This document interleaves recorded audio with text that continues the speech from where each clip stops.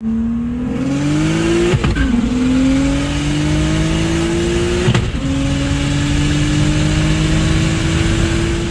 up, guys? I'm back here with another video.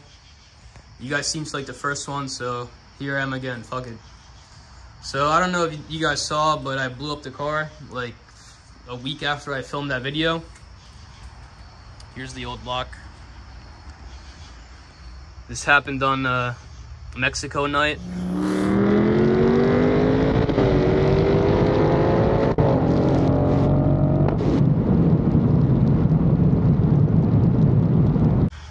The car was on 38 psi, not intentionally.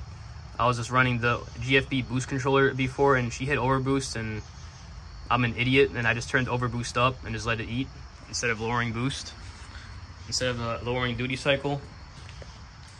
But yeah, that happened 4 weeks before impact, and I was like, damn, what do I do now? So it took me like 2 or 3 days to figure it out, and I was like, you know what, fuck it, I'm just gonna build under the motor. So I hit up my friends over at GDO Automotive. He happened to have a 8-bolt closed deck block in stock and a head. So I ran over there and I got that from him. I hit up my friends over at Z&M. They were able to source me Molly pistons, Manly I-beam turbo tough rods, 11mm head studs for the corners. I time serted the block. They got me Feria springs. This motor should be good for a good amount more than the older one. The older one, it was open deck, but I don't think the open deck was at fault for this. Long story short, I tested my injectors for leaks, and I had 2 leaky injectors in the same cylinders that cracked, so that's that. Me and my buddies pulled the motor out. I salvaged whatever parts I could from the old motor, transferred everything to this one, built the whole motor in my buddy's garage, gapped rings, all of that, bearings. I got the time cert kit, time cert to the block, everything. So long story short, the car was running in about 3 weeks after blowing it up. And that landed me like a few days before impact, and she was running great. Like, break-in was beautiful, no smoke out of the exhaust, nothing. And like 2 days before impact, me and my tuner were slowly turning her up, whatever, and all of a sudden I was brake boosting, and the car just had like a nasty cut. I was like, fuck, what did I do? I thought I blew the car up. But I took a log of that, and my tuner was like, yo, your low pressure is just dying. So I pulled my low pressure pumps out, I inspected them, I swapped them like 4 times, nothing was fixing it. So I was just kind of like all over the place.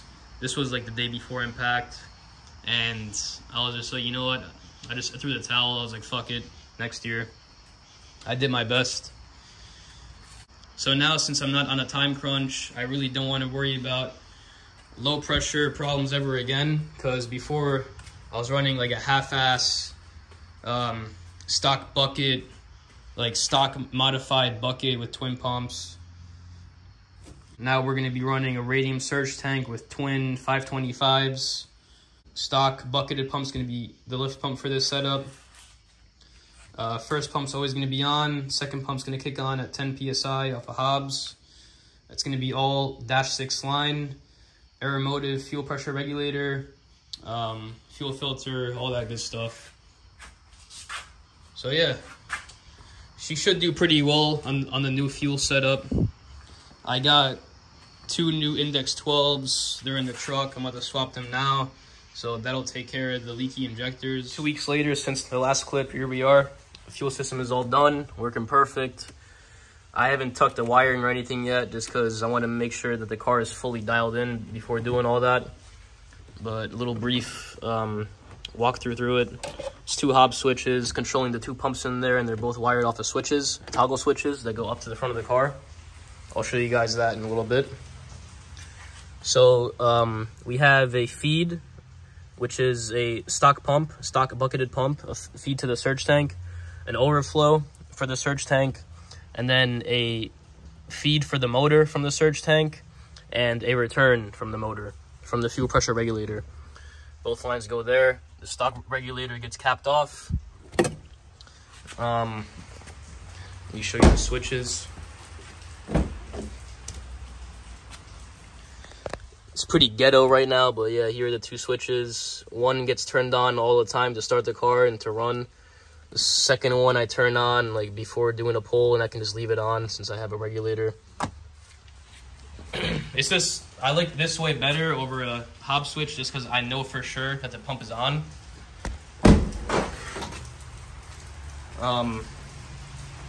Here's the fuel pressure regulator. The return is down there, goes under the car. Gets hooked up to the rail here. And yeah, I have her set at 76 PSI. And I have a fuel filter running under the car. So I also wanted to talk to you guys about another issue that I came across. That's why the car has been parked and not really doing anything. I've had a bad misfire in cylinder 4 for the longest time, and I couldn't figure it out. And turns out it's a ovaled out injector bore. As you guys can see here, I have an injector. Let's pop it in real quick so I can show you guys what I'm talking about. Look at how loose it goes in there. Look at the play. It should never be that loose in there. So with this issue, you lose compression. I was losing rail pressure because these injectors are used to being in a pressurized cylinder. So not having pressure here just allows it to just piss fuel. So to solve this issue, I bought a PPI injector board repair kit. How this works is you hook up compressed air to this little guy. This goes in the spark plug hole to help catch shavings or prevent shavings from going in the cylinder. You apply grease to this drill bit to catch any shavings. You drill, then you apply grease to the tap. You tap it, and you insert these little inserts. Let's see if it focus. You insert these guys with a red Loctite on the threads, and it should create a perfect seal for the injector. So that's that. So I'll keep on updating you guys and keep on putting out videos. Hopefully I'll have the car ripping soon. Thanks for watching. Like and subscribe.